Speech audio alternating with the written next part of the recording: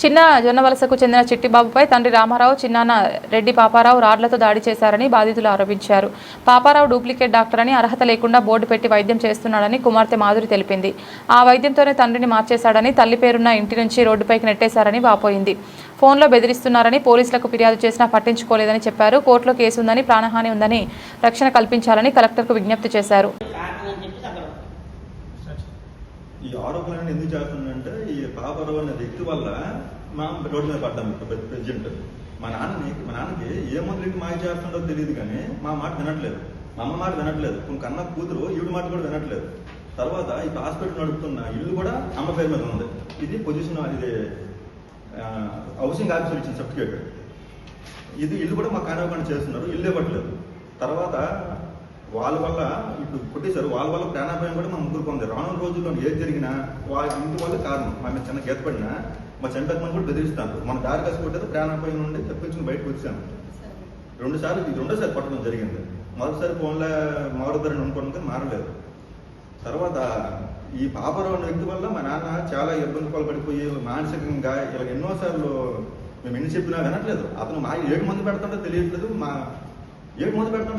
కానీ చెప్పిన మాట అసలు వినట్లేదు. ఆ పాపరావు అనే ముసుగులోనే ఉంటాడు. ఆయుర్వేదంలో ఏ మందు ఇస్తాడో ఏటో ఇలా చాలా మంది ప్రజలు కూడా ఈ మందు తిని ఎన్నో ఇబ్బంది పాల్పడతారు, బయట రాలేకపోతారు. బయటకు వస్తే అక్రమ కేసుల మీద ఎఫ్ఐఆర్ ఫైల్ చేస్తున్నారు. తర్వాత ప్రభుత్వం మీరు మా మీద దయించి మా తక్షణమే ఆ హాస్పిటల్ మీద డిఎంహెచ్ఓలో ఎవరో కానీ వాళ్ళ మీద ఎంక్వైరీ చేసి హాస్పిటల్ ముయ్యవలసిందిగా ఈ కోరుతున్నాను. ఇప్పుడు తర్వాత సిస్టర్ మాట్లాడతారు. నేను కూడా ఆంధ్రవలస శ్రీకాకుళం మీద పని మీద వెళ్ళేటప్పుడు ఆ డాక్టర్ వాళ్ళ మేనల్లుడు చిన్న పాపారావు అని ఆ అబ్బాయి ఇద్దరు నాకు ఆపి, మేము చెప్పింది చేయకపోతే నీకు లైఫ్ లేకుండా చేస్తాం, నీకు లైఫ్లో పెళ్ళి అవ్వకుండా చేస్తాం. నాకు రీసెంట్గా మ్యారేజ్ అయింది, 2 months అవుతుంది. పెళ్ళి అవ్వడం అంటే 2 years బ్యాక్ అనమాట. మ్యారేజ్ అవ్వకుండా చేస్తాం, నీకు అసలు లైఫే లేకుండా చేస్తాం, నేను చెప్పింది కానీ వినకపోతే అని చెప్పి నాకు బెదిరించి నాతో బలవంతంగా ఒక లెటర్ రాయిపించి నాతోని ఫోన్లో మాట్లాడినట్టు మాట్లాడించి అది రికార్డింగ్ చేసుకుని, అంటే ఎలా అంటే వీడికి ఎగ్నెస్ట్గా, మా అన్నయ్యకి ఎగ్నెస్ట్గా అక్కడ మా అమ్మమ్మ వాళ్ళు, మా తాతయ్య వాళ్ళు మాకు సపోర్ట్ లేకుండా, మా ఫ్యామిలీ ఎవరు అంటే మమ్మీ తరపున ఫ్యామిలీ కూడా మాకు సపోర్ట్ లేకుండా చేసి మాతోని ఇలా చేయించుకొని నాకు బెదిరించేసి నీకు లైఫే ఉండదు, నీకు లేకపోతే చంపేస్తాము, నా సంగతి నీకు తెలుసు కదా, నేను బడితో వేసేస్తాను, నీకు చంపేస్తాను, ఇదే మాటలు. ఎప్పుడు కూడా ఎన్నిసార్లు పోలీస్ స్టేషన్లో కూడా మేము అలా చెప్తున్నా సరే ఆ ఎస్ఐలు సిఐలు మరి మారిపోతున్నారు. అతని దగ్గర లంచం తీసుకుంటున్నారు, మారిపోతున్నారు. అది అయిపోయింది లాంటి చిన్నదే కదా వదిలేదని అంటే నేను నా వరకు ఏంటి ఇది పెద్దది అవ్వకూడదని చెప్పి ఇంతవరకు వీళ్ళకి కూడా నేను చెప్పలేదు ఆ విషయం. సరేలే ఎంత అంటే ఫోన్లే రాస్తే ఏటైపోయింది, ఏదో బయటకు వచ్చిన సంగతి కదా, అది అవ్వదు. ఎప్పటికైనా ఏదైనా కొంచెం మంచిగా అంటున్నారు. మా డాడీకి ఎన్నిసార్లు ఫోన్ చేసి చెప్తే డాడీ ఏంటంటున్నారంటే బాబీ చెప్పింది చేయకపోతే నీ లైఫ్ ఉండదు, బాబీ చెప్పిందే నువ్వు చెయ్యని అంటున్నారు. చెప్పిందే చెయ్యు అని అంటున్నారు. అది అయ్యాక రీసెంట్ మ్యారేజ్కి డాడీ నువ్వు మా దగ్గరికైనా వచ్చే, లేకపోతే ఎవరో మన ఇల్లే కదా, అది మమ్మీ పేరు మీదే ఉంది, అది మమ్మల్ని అయినా అక్కడ తీసుకుని వెళ్ళిపో, నీకు ఆ ఫ్యామిలీతోని డివైడ్ అవ్వద్దని అనట్లేదు, డివైడ్ అవ్వని కూడా అనట్లేదు, అందరం కలిసే ఉందాం, మమ్మల్ని తీసుకుని వెళ్ళిపోయాడు అంటే నేను తీసుకుని వెళ్ళను మొహమే చెప్పేశారు. అయిపోయింది. కోర్టులో పెళ్లి చేస్తానని ఒప్పుకున్నారు. పెళ్లి చేస్తానని ఒప్పుకొని కనీసం రూపాయి కూడా కట్నం ఇవ్వకుండా నాకు మా మాయ మా తాతయ్యలో పెళ్లి చేశారు.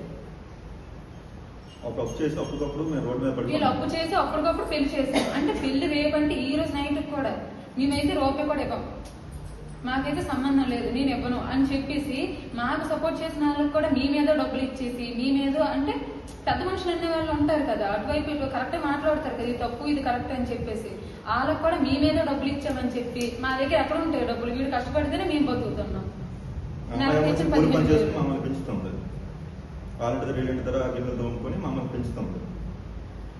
అలా చేస్తుంటే వాళ్ళకు కూడా మీ మీద లంచం ఇచ్చామని చెప్పేసి లేనిపోనివన్నీ చేసి ఎక్కడికి వెళ్తే అక్కడే బెదిరింపులు. ఇంకా రేపొద్దున నాకైతే ఇప్పుడు మా ఆయన ఉన్నారు, ఇప్పుడు రేపొద్దున అతను కూడా ఎక్కడికో వెళ్తారు, నేను ఒకదాన్ని ఉంటున్నప్పుడు నా సిచ్యువేషన్ ఏంటి? ఇప్పుడు అన్నయ్య మొన్న ఎక్కడ ఫంక్షన్ ఉందని వెళ్ళారు, అక్కడికక్కడ ప్లాన్ చేసుకొని ఒక్కడిని వంటను చేసి పరిగెడుతుండి కూడా ఎంట పెట్టుకొని గున్నపాలతోని దుడ్డు గడుగుతో పట్టాల్సినంత అవసరం లేదు కదా. రేపు పొద్దున్న మమ్మీ కూడా పొలంకో ఎక్కడికో వెళ్తారు, అక్కడ కూడా చేయని ఏంటి గ్యారంటీ? కాబట్టి మాకు సెక్యూరిటీ కూడా కావాలి. నాకు ఏ జరిగినా వాళ్ళదే బాధ్యత.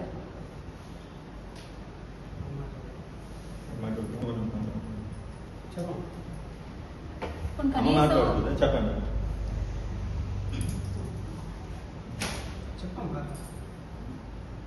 ఇంట్లో నుంచి పంపించారు 4 సంవత్సరాలు అయింది.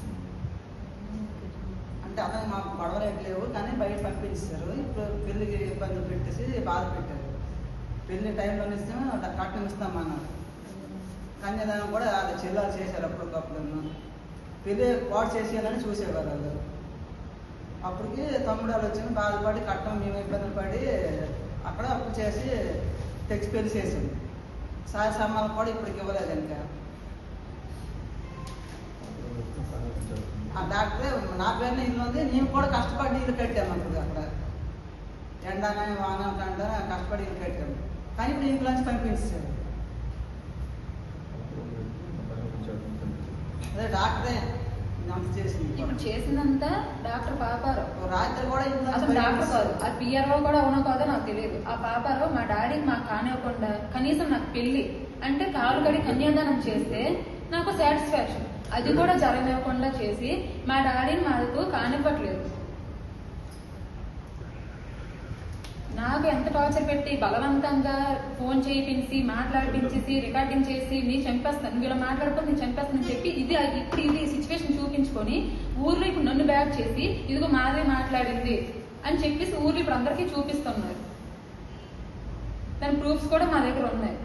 అది ఎంతవరకు కరెక్ట్ అనేది నాకు అర్థం కావట్లేదు. ఇంకా ఫ్యూచర్లో నేను ఎప్పుడు బయటకు వెళ్ళినా, మేము ఎవరు బయటకు వెళ్ళినా మాకైతే మాత్రం మాకు ఎవరో ఒకరు సపోర్ట్ కావాలి. మాకు ఏది అవ్వకుండా మాకు సెక్యూరిటీ కావాలి. లేనప్పుడు ఇంట్లో కూడా భయం వేసి వస్తుంది.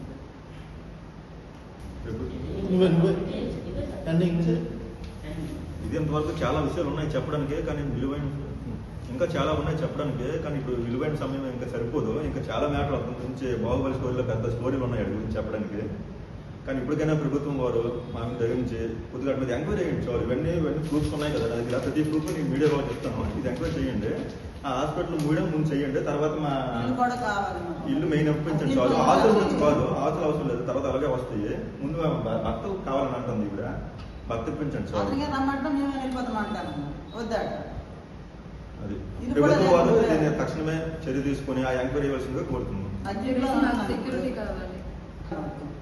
ముందు ప్రభుత్వం వారు మాకు ప్రాణాపాయం ఉంది, వాళ్ళ నుంచి ప్రభుత్వం వారు మాకు సెక్యూరిటీ ఇప్పించి ఆ హాస్పిటల్ నాకు ఖాళీ చేయించేసి మా ఇల్లు మాకు ఇప్పించవలసిందిగా కోరుతున్నాం. మేము అద్దెంట్లో ఉంటున్నాం, ఊరింట్లోనే.